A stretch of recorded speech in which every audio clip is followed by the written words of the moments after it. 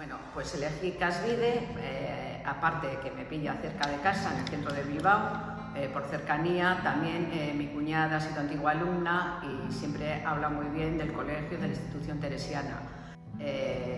Por eso, bueno, ella me explicaba que a nivel educativo ha sido siempre un centro con una reforma muy innovador, y bueno, pues decidí traer, yo tengo 2 hijos, a Paula primero y luego a Juan, y bien, muy contentas. Resaltaría el trato humano, sobre todo un colegio familiar, no es un colegio grande, es un colegio que tiene, bueno, a nivel de tamaño es mediano, pero es muy acogedor, y a nivel personal yo tuve un problema de salud fuerte. Juan era pequeño, estaba 8 años, y me sentí, tanto él como alumno y yo como madre, apoyada por el centro, por el profesorado, muy apoyada, y me ayudaron mucho.